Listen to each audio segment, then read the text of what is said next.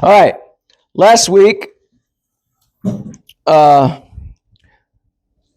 we added God chose Solomon to the list of things that we have gone through, at least since I've been teaching here. And I know some of this stuff you went through many times before I even got here. But we added, Yah chose Solomon to succeed David. And today, we're going to look at Yah is the one that divided the kingdom. Okay? He divided the kingdom. He divided Israel and he divided Judah. Or he divided Israel and Judah. That's a better way to say it. He divided Israel and Judah. So, we left off in Leviticus. No, we didn't. I want to recall something we read a few weeks ago in Leviticus 26. Yah said in verse 14 of Leviticus 26 is where this starts, this passage. And he says, "But if you do not obey me and do not observe all these commandments," remember we were talking about the warning that he gave them, okay? He told them what would happen. And this is in Leviticus again. This is in the Torah. Verse 15, "If you despise my statutes, if your soul abhors my judgments, so that you do not perform all my commandments, but break my covenant, I also will do this to you. I will even appoint terror over you, wasting disease and fever, which shall consume the eyes and cause sorrow of the heart. And you shall sow your seed in vain, for your enemies shall eat it. I will destroy your high places and cut down the incense altars and cast your carcasses onto the lifeless carcasses on the lifeless forms of your idols, and my soul shall abhor you. I will lay your cities to waste and bring your sanctuaries to desolation. I will not smell the fragrance of your sweet aromas. I will bring the land to desolation, and your enemies who dwell in it shall be astonished in it." Verse 33, "I will scatter you among the nations and draw out a sword after you, and the land shall be desolate and your cities waste." Verse 34, "Then the land shall enjoy its Sabbaths as long as it lies desolate, and you are in your enemy's land. The land shall rest and enjoy its Sabbaths. Along with it, as long as it lies desolate, it shall rest. For the time it did not rest on your Sabbaths when you dwelt in it." You remember that? And we were talking about the 7-year Shemitah and the Jubilee and how they didn't celebrate any of that. And that's part of the reason. That's part of the reason they were separated. Israel got pushed out. Those two verses right there, 33 and 34, "I will scatter you." It's covering Israel and Judah, but it's not happening at the same time. We know they're roughly 120 years apart or something like that, okay? I'm not going to get that detailed. But he's saying, if you disobey me, I will scatter you. And he's telling them already up front in Leviticus, he knows that they're not going to celebrate the Shemitah and they're not going to carry out the Jubilee. It's not a coincidence that he put this here. He knew what was going to take place. So, jump down to verse 40 in Leviticus 26. We find his mercy and his grace is always all over the place, right? It's always there. Verse 40, "But if they confess their iniquity and the iniquity of their fathers with their unfaithfulness, in which they were unfaithful to me, and that they also have walked contrary to me, and that I also have walked contrary to them, and I brought them into the land of their enemies, if their uncircumcised hearts are humbled and they accept their guilt, then I will remember my covenant with Jacob and my covenant with Isaac and my covenant with Abraham I will remember. I will remember the land." Verse 43, The land also shall be left empty by them, and will enjoy its Sabbaths while it lies desolate without them. They will accept their guilt because they despised my judgments, and because their soul abhorred my statutes. Yet for all that, when they are in the land of their enemies, I will not cast them away, nor will I abhor them to utterly destroy them and break my covenant with them. For I am Yahweh their Elohim. But for their sake I will remember the covenant of their ancestors, whom I brought out of the land of Egypt in the sight of the nations, that I might be their Elohim. I am Yahweh. These are the statutes and the judgments and the laws which Yah made between himself and the children of Israel, Mount Sinai, by the hand of Moses. Okay, now that's Yah way back in Leviticus. And today we're going to cover the dividing of the kingdom and the scattering of the kingdom of Israel all in 1 week. So this might stretch a little bit. Next week we'll cover Judah being exiled for the 70 years. So turn to 1 Kings chapter 11 for some background, and let's watch him begin to carry out this foretold event by dividing the kingdom and scattering the house of Israel. We saw that last week that Solomon was chosen, and we also saw that Solomon disobeyed.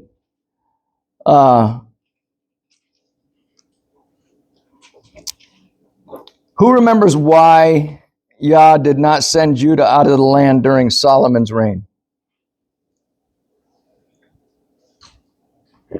The answer is in 1 Kings 11:12. Nevertheless, I will not do it in your name, says Yah, as he's talking to Solomon. For the sake of your father David, I will tear it out of the hand of your son. Okay? So, Solomon was Yah's anointed, and he didn't do this during Solomon's reign for the sake of David. Now, in 1 Kings 11, verse 14, we're going to pick it up. Now, this is history. This is background for where we're going. We're going to cover a lot of ground today, but it's important that we cover it for the full context. In verse 14, and now Yah raised up an adversary against Solomon, Hadad the Edomite. He was a descendant of the king of Edom. For it happened when David was in Edom, and Joab, the commander of the army, had gone up to bury the slain, after he had killed every male in Edom. Because for 6 months Joab remained there with all Israel until they had cut down every male in Edom. But Yah keeps a remnant on both sides. Okay? Verse 17. Hadad fled to go to Egypt, he and certain Edomites of his father's servants with him. Hadad was still a little child. Then they arose from Midian and came to Paran, and they took men with them from Paran and came to Egypt. The Pharaoh, king of Egypt, who gave him to Pharaoh, king of Egypt, who gave him a house, appointed food to him, and gave him land. And Hadad found great favor in the sight of Pharaoh, so that he gave him as wife the sister of his own wife, that is, the sister of Queen Tahpenes. Then the sister bore him Genubath the son, whom Tahpenes weaned in Pharaoh's house, and Genubath was in Pharaoh's household among the sons of Pharaoh. So when Hadad heard in Egypt that David rested with his fathers and that Joab, the commander of the army, was dead, Hadad said to Pharaoh, "Let me depart and go to my own country." Okay, so now in the beginning there, in verse 14, it said, Yah is the one that raised up Hadad. Now, if you read between the lines, he protected Hadad all the way to the point where he was going to raise him up, even as a child, taking him down into Egypt, and everything is going the way that Yah has planned it. Okay? So now Hadad hears that David is resting with his fathers and Joab is dead. All right? And then Pharaoh said to him, but what have you lacked with me that suddenly you seek to go to your own country? So he answered, nothing, but let me go anyway. Anybody hear the Hamanism in there? There's a little bit of, I'm going to take care of something while I'm up there. That's why I want to go. And Yah raised up another adversary, this is another one, against him, Rezon, the son of Eliada, who had fled from his lord, Hadadezer, king of Zobah. So he gathered men to him and became captain over a band of raiders. When David killed those of Zobah, okay, so he got away. When David killed those guys in Zobah, this guy got away. And he went to Damascus and dwelt there and reigned in Damascus. He was an adversary of Israel all the days of Solomon, besides the trouble that Hadad caused, and he abhorred Israel and reigned over Syria. Then Solomon's servant Jeroboam, the son of Nebat, an Ephraimite from Zereda, whose mother's name was Zeruiah, a widow, also rebelled against the king. So now Jeroboam is rebelling against the king as well. And this is what caused him to rebel against the king. Solomon had built Milo and repaired the damages of the city of David, his father. The man Jeroboam was a mighty man of valor, and Solomon, seeing that the young man was industrious, he made him an officer over all the labor forces of the house of Joseph. So the house of Joseph had a lot of labor forces that were working for Solomon at this time. Verse 29. Now it happened at that time when Jeroboam went out of Jerusalem that the prophet Ahijah, the Shilonite, met him on the way. And he had clothed himself with a new garment, and the two of them were alone in the field. And Ahijah took a hold of the new garment that was on him, and he tore it into 12 pieces. And he said to Jeroboam, take for yourself 10 pieces, for thus says Yah, the Elohim of Israel, behold, I will. Does anybody's scripture say anything other than I will tear the kingdom out of the hand of Solomon and give you 10 tribes to you? He's the one doing it. He says, I will tear the kingdom out of the hand of Solomon and give the 10 tribes to you. But he shall have one tribe for his sake, he shall have one tribe for the sake of my servant David, and for the sake of Jerusalem, the city which I have chosen out of all the tribes of Israel. Because they have forsaken me. This is why he's tearing the kingdom out. They have forsaken me and worshipped Ashtaroth, the goddess of the Sidonians, Chemosh, the god of the Moabites, Milcom, the god of the people of Ammon. And they have not walked in my ways to do what is right in my eyes and keep my statutes and my judgments, as did his father David. However, I will not take the whole kingdom out of his hand, because I made him a ruler all the days of his life for the sake of my servant David, whom I chose, because he kept my commands and my statutes. Verse 35. But I will take the kingdom out of his son's hands and give you the 10 tribes. And to his son I will give one tribe, that my servant David may always keep a lamp before me in Jerusalem, the city which I have chosen for myself, and put my name there. Verse 37, so I will take you, and you shall reign over all your heart's desires, and you shall be king over Israel. Now, he's not telling him, he didn't tell him, you're going to rule over all my people. He told him, you're going to rule over all your heart's desires. Remember what Jeremiah 17:9 told us about our hearts?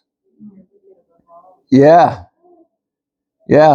So if you're going to reign over all your desires of your heart, it's going to be a misalignment there somewhere. All right. All right. Verse 38.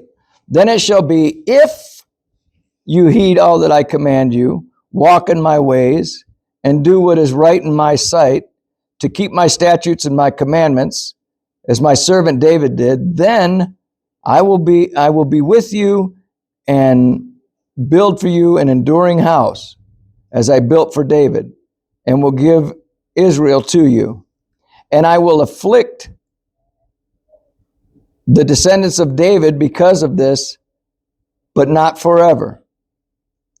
Solomon therefore sought to kill Jeroboam, because Jeroboam arose and fled to Egypt, to Shishak, king of Egypt, and was in Egypt until the death of Solomon.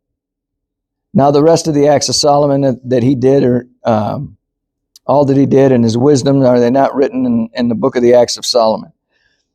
And the period that Solomon reigned in Jerusalem over all Israel was 40 years. And Solomon rested with his fathers and was buried in the city of David, his father, and Rehoboam, his son, reigned in place. Now that's a real snapshot, picking up exactly from where we left off last week when Solomon was chosen. We just crunched through his life right now, and now we're seeing the death. Just before he died, how there was opposition raised up against him, opposition by Yah. Yah raised the opposition up and came upon him. But then when Solomon, Yah did not take that kingdom away until Solomon had passed away and Rehoboam was reigning. All right? So we're going to fast forward a little bit. Not long, well, no, we're not. We're just going to go right into the next chapter of 1 Kings 12. Not long after Rehoboam, this is my notes, not long after Rehoboam, Solomon's son, began to reign, this is what happened. Pick it up in chapter 12, verse 1. And Rehoboam went to Shechem, for all Israel had gone to Shechem to make him king. So it happened when Jeroboam, the son of Nebat, heard he was still in Egypt, for he had fled the presence of King Solomon and had been dwelling in Egypt, that they sent and called him. And then Jeroboam and the whole assembly of Israel came to and spoke to Rehoboam, saying, your father made our yoke heavy. Now therefore lighten the burdensome service of your father and his heavy yoke, which he put on us, and we will serve you. Now, the reason they went and got Jeroboam, why do you think the reason they went and got Jeroboam? They called him back. Because he was the one that was leading over them when they were working for Solomon. Before he split, he was already in that leadership position. And now they're going after him again. They said, come on, Jeroboam, we need you to lead again. And verse 5, so he said to them, Rehoboam said to them, depart for 3 days and come back to me. And the people departed. Then King Rehoboam consulted the elders and stood before, who stood before his father Solomon while he still lived, and said, how do you advise me to answer these people? Look at verse 7. And they spoke to him, saying, if you will be a servant to these people today, and serve them, and answer them, and speak good words to them, then they will be your servants forever.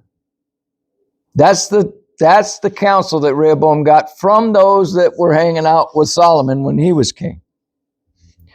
Now, that immediately made me think of something that I remembered it was in the New Testament. There's two accounts to this, Matthew 10:28 and Mark 10:45. The words of Yeshua read like this: just as the Son of Man did not come to be served, but to serve, and to give his life a ransom for many. He came to serve. And there's a lot of people that went to their grave serving him forever because he served us. Now, any of you guys remember that Christian, it's still around, the Christian radio station, it's KHM, SOS? SOS? Okay, years ago, the guy that built that station up, he had a tagline that every time he finished talking, or he did an ad for the radio, his tagline was serving him by serving you. The first time I heard that, I said, wow, that's pretty click. Serving him by serving you. We are serving him when we serve others. All right, we'll get off of that now. Going to verse 8. But Rehoboam rejected the advice which the elders had given him, and consulted the young men who had grown up with him, who stood before him. And he said to them, what advice do you give me? How should we answer this people who have spoken to me, saying, lighten the yoke which your father has put on us? And the young men who had grown up with him spoke to him, saying, thus you should speak to this people who have spoken to you, saying, your father made our yoke heavy, but you make it lighter on us. Thus you shall say to them, my little finger shall be thicker than my father's waist. And now, whereas my father put a heavy yoke on you, I will add to your yoke. My father chastised you with whips, but I will chastise you with scourges. So he's already made up his mind. He's going to listen to the younger guys. And in verse 12, Jeroboam and all the people came to Rehoboam on the third day, as the king had directed, saying, come back to me the third day. And the king answered the people roughly, and he rejected the advice which the elders had given him. And he spoke to them according to the advice of the young men, saying, my father made your yoke heavy, but I will add to your yoke. My father chastised you with whips, but I will chastise you with scourges. Verse 15, so the king did not listen to the people, for the turn of events was from Yah, that Yah might fulfill his word, which Yah had spoken by Ahijah the Shilonite to Jeroboam the son of Nebat. He's also fulfilling his word from Leviticus 26. Okay? Verse 16. Now when all Israel saw that the king did not listen to them, the people answered the king, saying, what share have we in David? We have no inheritance in the son of Jesse. To your tents, O Israel. Now see to your own house, O David. So Israel departed to their tents. Verse 17. But Rehoboam reigned over the children of Israel who still dwelt in the cities of Judah. Then King Rehoboam sent Adoram, who was in charge of the revenue. This is the IRS guy. But all Israel stoned him with stones. No Boston Tea Party. They just took him out when he got there. And he died. Therefore King Rehoboam mounted his chariots in haste to flee to Jerusalem. Verse 19. So Israel has been in rebellion against the house of David to this day. Against the house of David to this day. That's key. Every Bible I looked at said to the house, against the house of David. David is the house that is in Judah that is carrying the scepter. That's key. That's key to this whole thing. We can miss that and not pick that context up. In fact, you know how right that verse is? I even looked it up in the New World Translation, and it says the same thing.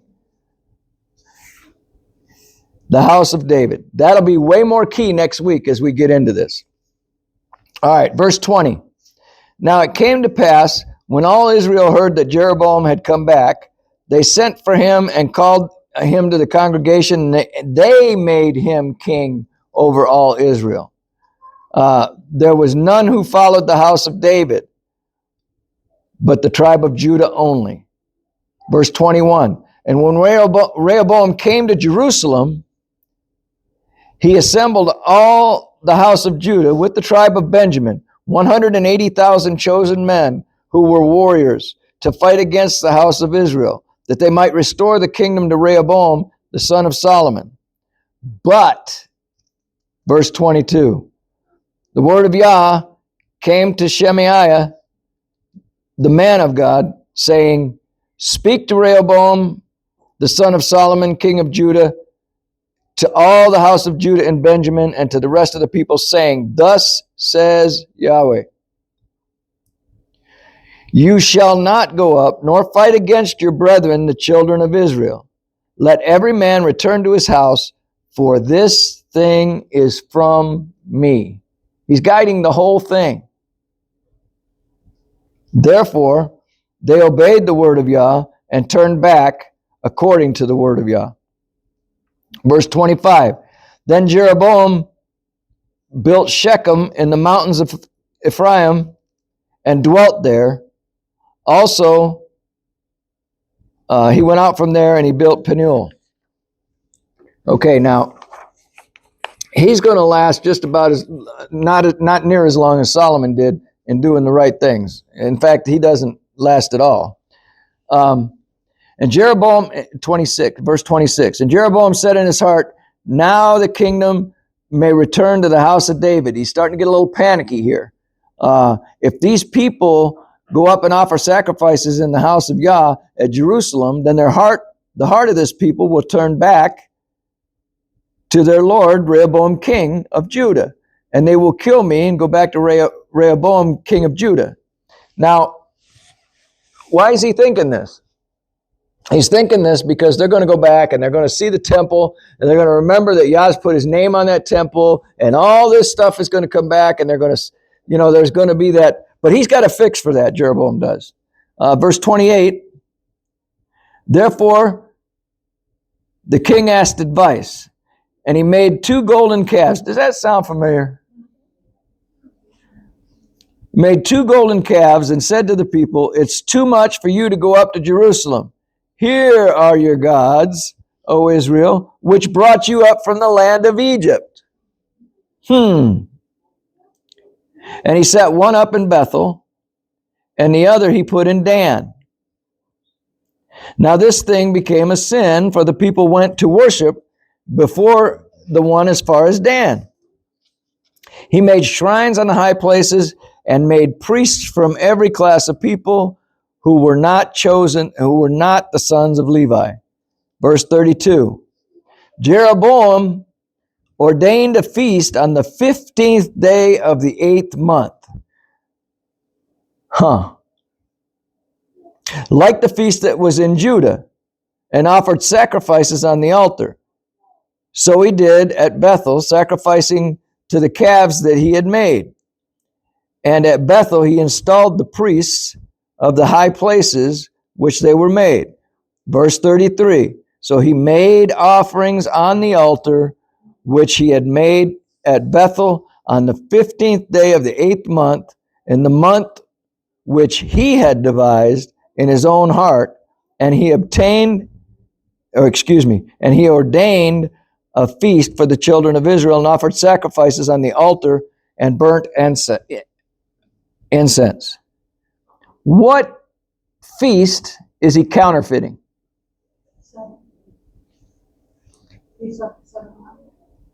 That's right. The feet. Yes, right. Sukkot. Tabernacle. Sukkot. Yes. He's counterfeiting that. And what happens? What's the whole deal with Sukkot? We're dwelling with Yah, right? Oh, this one was easy to see as a counterfeit. So you would think. All right. That was Jeroboam, the first and the foundation of the dividing kingdom. That was the first Jeroboam. There's another one. But before we get to that second one, I want to fast forward about 120 years. And the prophet Hosea's ministry started about the same time that Jeroboam II became king, approximately 793 BC. And it lasted until Pekah was the king around 752, 732, just before the northern kingdom was invaded by Assyria. I want to look at this prophecy, and we're only going to touch on it in Hosea 1. But I recommend you go back and read around the things that I've already shown you, and these passages that I bring up. Go back and read them, and you'll pick up more as well. But now, from Hosea chapter 1, I'm going to read 1 through 11. We're going to walk through that. The word of Yah came to Hosea, the son of Beeri, in the days of Uzziah, Jotham, Ahaz, and Hezekiah, the kings of Judah. He was prophesying the whole time through King Uzziah, King Jotham, King Ahaz, and Hezekiah. All right, now this little ditty right here, I carry this around. We talked about this before, a while back. It's been quite a while. This is one of these little golden books that I found. It was done by Chuck Swindoll. And he wrote this little study guide book called A Look at the Book, and he's doing an overview of the 66 books. But when I saw this, there's a table in here that shows the kings and the priests and when they were, approximate years, and that this has been golden. I have turned to this no less than 300 times. I've referred to this. You'd think I'd have it memorized by now, but I don't. Because it's easy to turn to it. So Hosea, we are told, is a prophet to the kings of Israel, but he's listing the kings of Judah here just so you don't get confused with the time frame. That they're not the only kings he lists, by the way. It says, and in the days of Jeroboam, the son of Joash, the king of Israel. All right? So that's the time frame that Hosea was ministering, prophesying. And when Yah began to speak to Hosea, Yah said to Hosea, go and take yourself a wife of harlotry and children of harlotry, for the land has committed great harlotry by departing from Yah.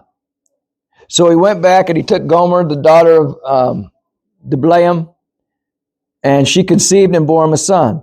And Yah said to him, call his name Jezreel, for in a little while I will avenge the bloodshed of Jezreel on the house of Jehu, and bring an end to the kingdom of the house of Israel. He's foretelling them in Israel. That's who he's prophesying to. He's saying, I'm going to bring the kingdom to an end.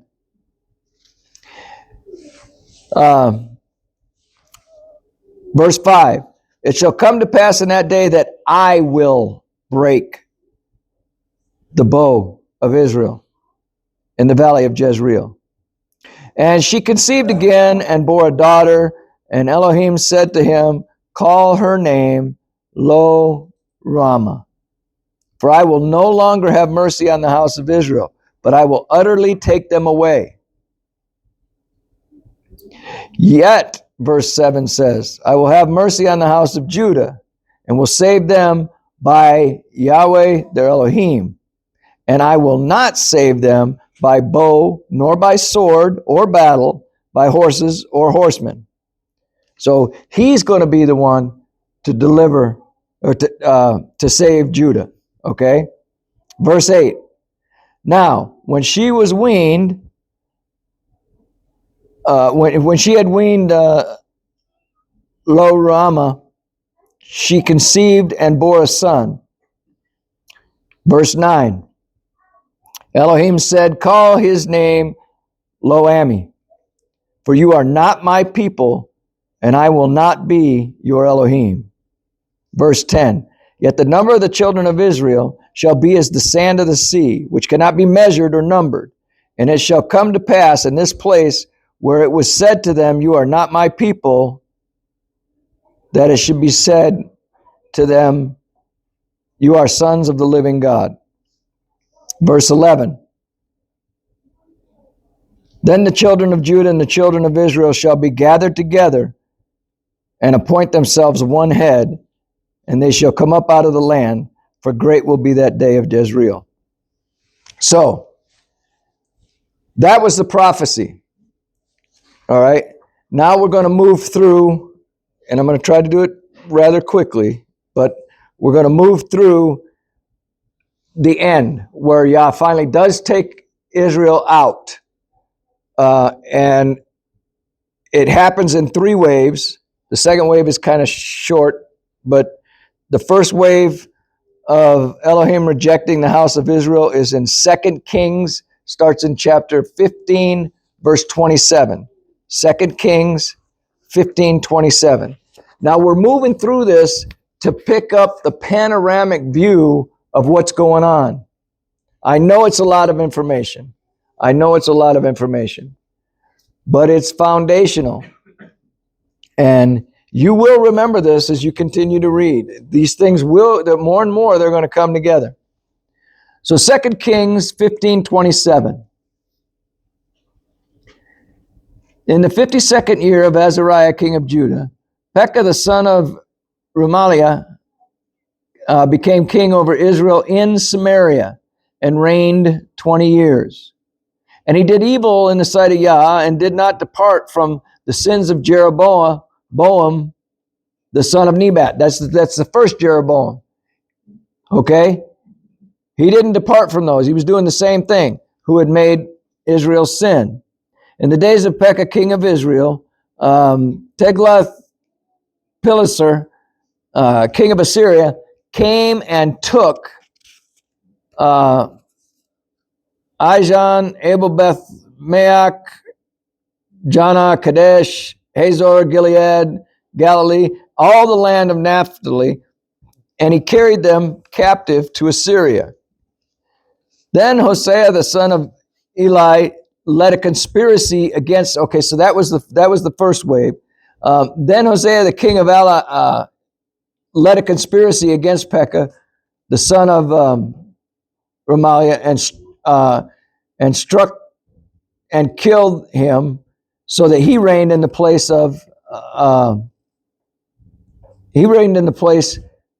in the 12th year of Jotham, the son of Uzziah. Now the rest of the acts of Pekah, all that he did, indeed, they were written in the books of the Chronicles of the Kings of Israel. The second wave and the third wave are in 2 Kings chapter 17. 2 Kings chapter 17. And I'm just showing you, Yah made the promise, and this is how he did it. This is the context. Starting in verse 1.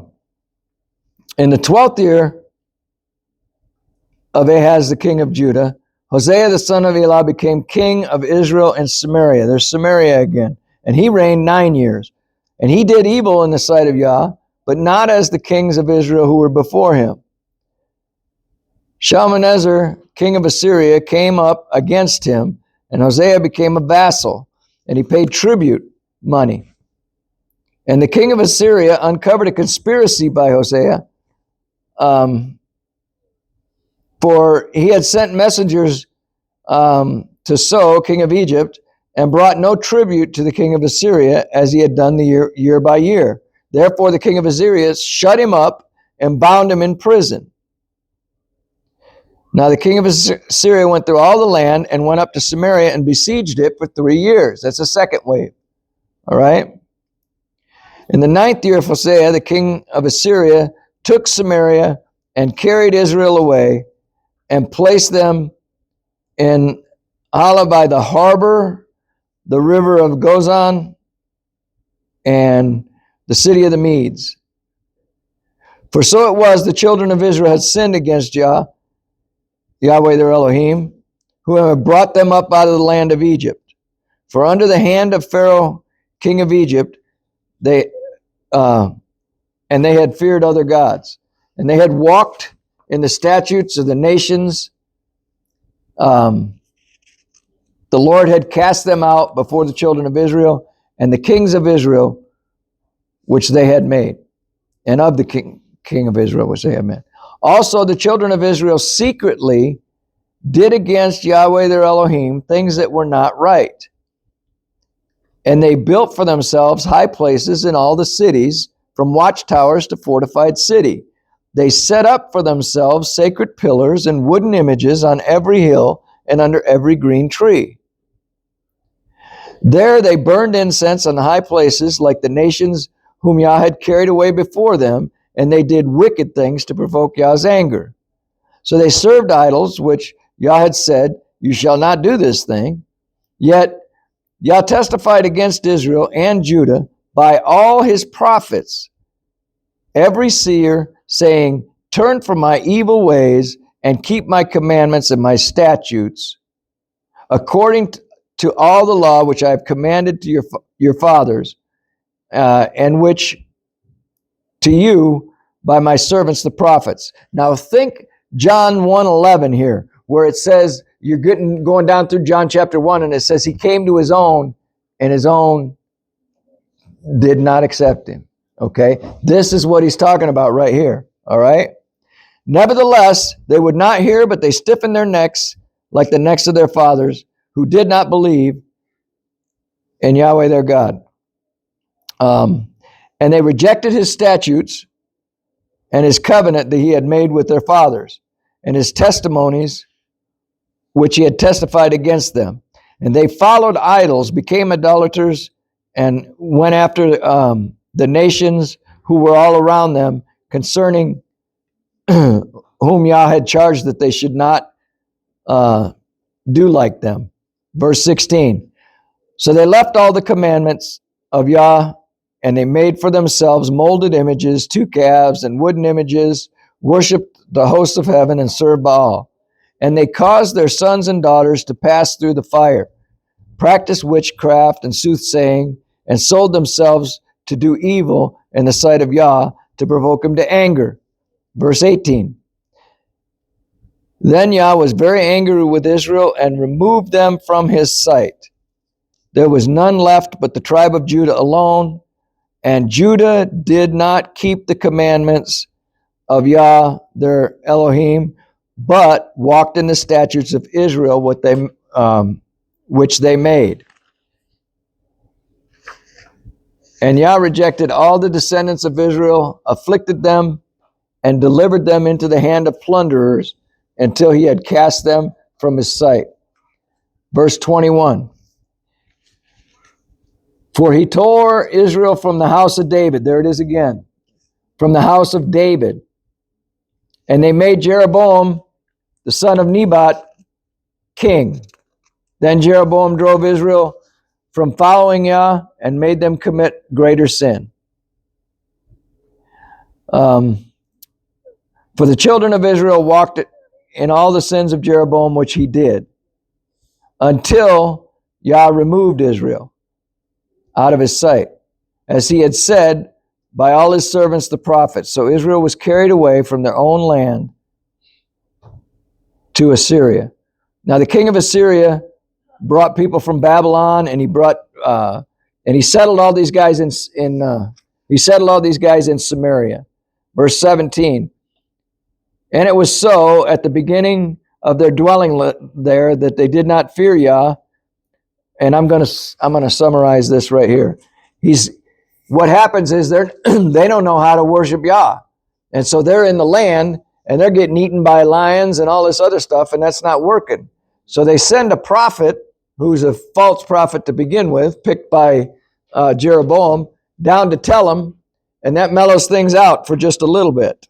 But if we go to verse 29 now, however, every nation continued to make gods of his own inside the country and put them in the shrines of the high places which the Samaritans had made.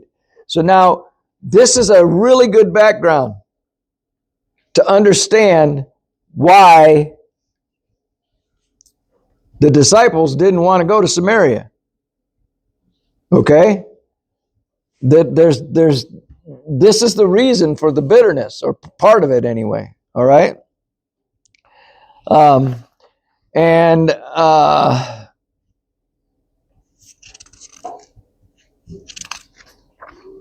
Okay, let's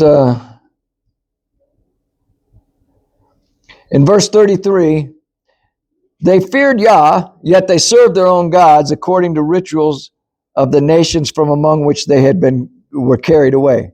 So those that came from Babylon, they were still worshiping their gods. Verse 34, to this day, they continue practicing the former rituals and do not fear Yah, nor do they follow their statutes, nor their ordinances, or the law and commandment which Yah had commanded to the children of Jacob, whom he named Israel, and whom Yah made a covenant with, and charges them, saying, you shall not fear other gods, nor bow down to them, nor serve them, nor sacrifice to them. But Yah, who brought you up out of the land of Egypt with great power and outstretched arm, him you shall fear, him you shall worship, and to him you shall sacrifice. All the statutes and ordinance, the law, the commandment which he wrote for you, you shall be careful to observe forever. Verse 38, and the covenant that I've made with you, you shall not forget, nor shall you fear other gods. Verse 39, but Yahweh your Elohim you shall fear. He will deliver you from the hand of your enemies. However, they did not obey, but they followed their former rituals. Now these nations feared Yah, yet served their carved images. Also their children and their children's children have continued doing as their fathers did to this day. Now, next week we're going to look at Jeremiah the prophet and how the demise of Judah came about, how they ended up in Babylon. That was a ton of information. I really suggest you go back and read through it. But again, I'm trying to paint the whole picture. I'm trying to get everything in the scripture ties together. It all ties together. And it doesn't always happen in the way that we think. For example, when Abraham was told he was going to have a child, he waited 10 years for Ishmael, and then they waited another 13 for Isaac. That was 23 years. That's a long time. So he does things in his timing, but he's faithful in what he says. If he said he's going to do it, it's going to happen, if it hasn't already. All right? So we went through a ton. Anybody got any questions or comments? Yes? In the last bit you just said, right, it's time. I mean, you live in the Amazon buy now generation, where you can literally click that buy now button and it can be delivered within 24 hours. Some of the last year, Right. And so we've been reprogrammed. Yes, we have. And patience is set an all-time low. So it's I think pretty important to have those examples to look upon, so we can keep trying to get into that process of reprogramming your mind to be patient, you know. Right. Yeah. And In 430 years, Jacob's family of 70 was reprogrammed and had expanded into a huge number of people, and they had to be retrained in the desert. May have to, yes. Comment I like, because if you look through all this, why they got exiled, it's one theme throughout is they never feared God. So on top of the program, like you said, they never feared. And so if they believed because they already had that heritage that they were, Jewish descendant, like nothing's going to happen to me. And he goes, you're not going to keep my commandments. You're not doing this. So he said, even though God promised something, he's like, I'm going to exile you. He still gave that mercy to send the prophets to be like, look, come on, please turn. None of them, like they would kill them or they would, because they did not fear. They'd rather serve other things than serve him because of his loss. Mm-hmm. And that's a huge theme. You got to think about it in our own life. We do not fear the Lord's knowledge. So if we don't fear him, then we don't even have wisdom within itself either. And so then we're led into our own desires of our hearts, like it says in there. And they did sight. Who did they do evil in? In their own sight? No, never. It was always in Yahweh's sight. Mm-hmm. So what we think is normal, he's like, this is evil. Right. We think it's good because like we're taught love God. God is love. We're not taught fear anymore. No respect, no reverence. And I think that's where we're so far away from him now that his hand has lifted because he's not protecting anymore. He's like, I can't be around sin. Right. Like I said, this was a ton of information, but I think it's all good information. I think it's important to share it. Next week we'll take the chunk of Judah, and we'll continue from there. The things that have come up through this study are just absolutely incredible. All right, with that, is there anything else? Any other comments? All right, so now it's time to right on.